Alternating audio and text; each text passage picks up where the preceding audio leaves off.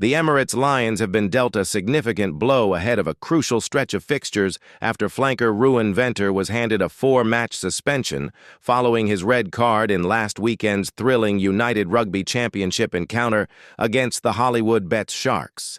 The 23-year-old back row forward will now miss a month of action after being sent off just before halftime in what turned out to be a dramatic 23-22 victory for the Lions at Kings Park in Durban. The incident has sparked renewed debate about player safety, tackle technique, and the consistency of officiating in modern rugby union. Venter's dismissal came during a pivotal moment in the match when he made contact with Sharks fullback Fassi in what referee Christopher Allenson deemed a dangerous and reckless tackle. The English official had no hesitation in reaching for the red card, ruling that Venter had made contact above the shoulders in clear contravention of Law 913. This law specifically prohibits tackles where a player makes contact with an opponent's head, whether with the head or limbs, and leaves little room for interpretation when it comes to player welfare. Even though initial contact may have begun lower on the body, the upward trajectory and final point of contact sealed Venter's fate and left the Lions to play more than half the match with 14 men.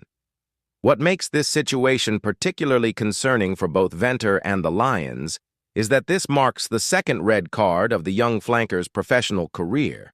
His previous sending off came against Glasgow Warriors in May of last year, a fact that did not go unnoticed during the disciplinary hearing.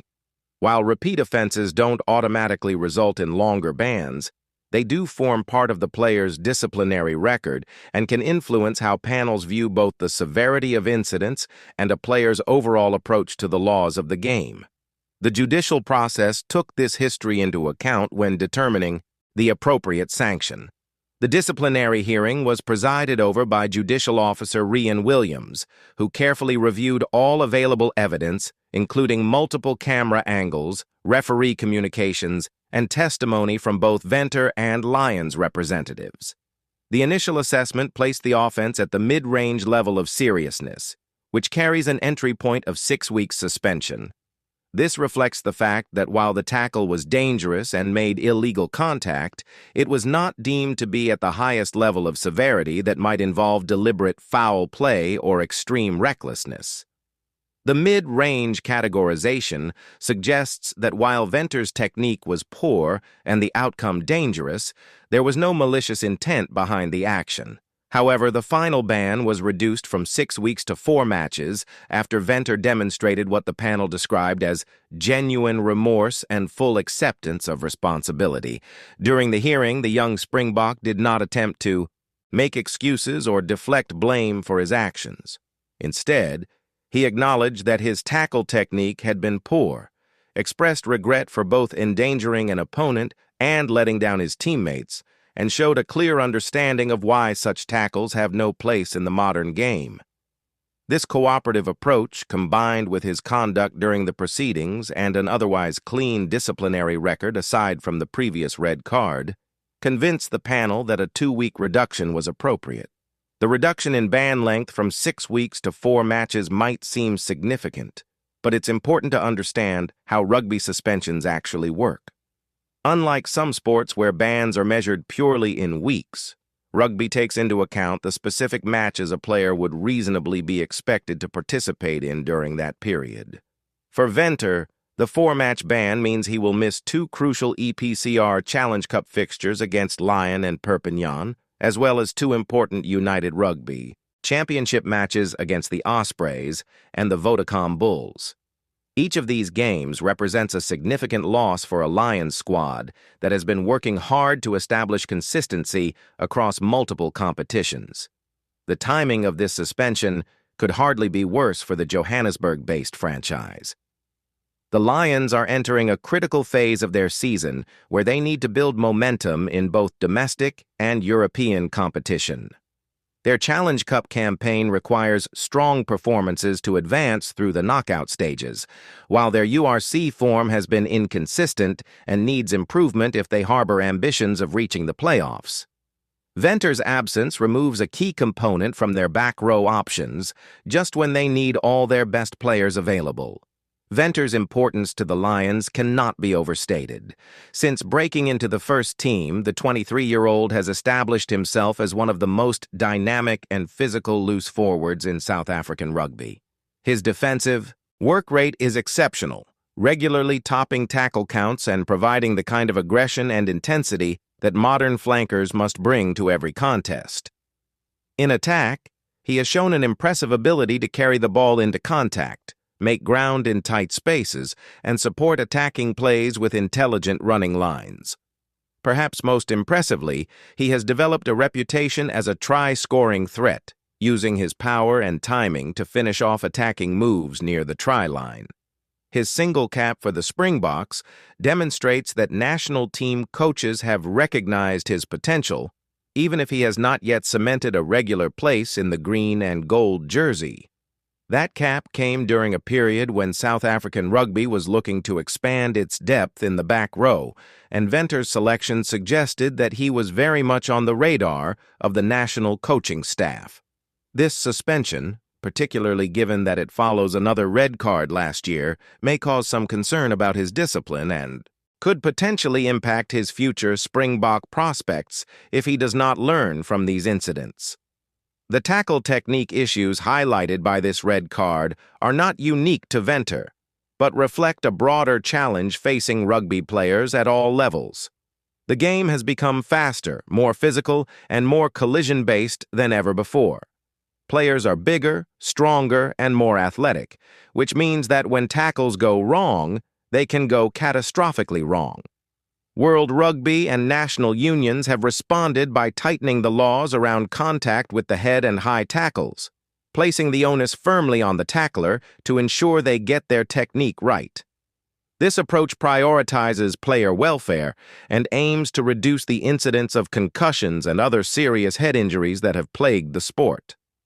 For tacklers like Venter, this means that even if there is no malicious intent, even if initial contact is legal, and even if the ball carrier changes height or body position at the last second, the tackler remains responsible for where contact is made. This can feel harsh, particularly in split-second situations where reactions must be instantaneous, but it reflects rugby's commitment to making the game safer. Players must adjust their technique, lower their body height when making tackles, and accept that the laws are designed to protect all participants. The Lions coaching staff now face the challenge of covering for Venter's absence across 4 important matches.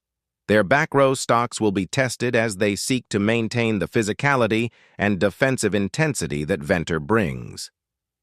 Other players will need to step up and seize the opportunity to prove their worth at this level.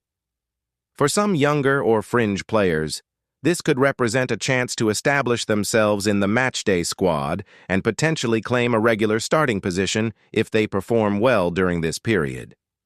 Looking at the specific matches Venter will miss, each presents its own challenges. The Challenge Cup fixtures against Lyon at home and away to Perpignan are crucial for the Lions' European ambitions. These competitions offer South African teams valuable experience against Northern Hemisphere opposition and provide important ranking points and financial benefits. Missing a key forward for both matches makes progression more difficult. The URC game away to the Ospreys in Wales is always a tough assignment, with the Welsh region typically strong at home, while the Derby match against the Vodacom Bulls at the end of January is one of the most anticipated fixtures on the South African rugby calendar. The silver lining, if there is one, is that Venter will be eligible to return before the Lions' next home URC fixture on February 28th against the Stormers at Ellis Park. This gives him over a month away from competitive rugby, time that he can use productively to work on his fitness, review his tackle technique with coaches, and return mentally refreshed and physically sharp.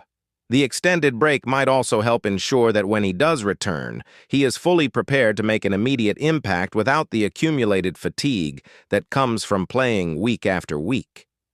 For the wider South African rugby community, this incident serves as another reminder of the ongoing challenges around player discipline and tackle technique. South African players, traditionally coached to play a physical and confrontational style of rugby, must continue to adapt to the modern laws, while maintaining the intensity and aggression that makes South African rugby so formidable. It's a delicate balance between playing on the edge and staying within the laws, and incidents like Venter's red card show that getting it wrong can have significant consequences for both individual players and their teams. As Venter begins his suspension, the hope will be that this serves as a learning experience rather than a pattern of behavior. At just 23 years old, he has plenty of time to refine his technique and establish himself as a disciplined yet physical presence in the back row. The talent is clearly there, as evidenced by his performances when on the field and his Springbok cap. What he must now prove is that he can consistently stay within the laws while maintaining the aggressive edge that makes him such a valuable player. The next 4 weeks will test the Lions' depth and resilience, but they will also provide Venter with time to reflect, improve, and prepare for a strong return to action when his ban expires.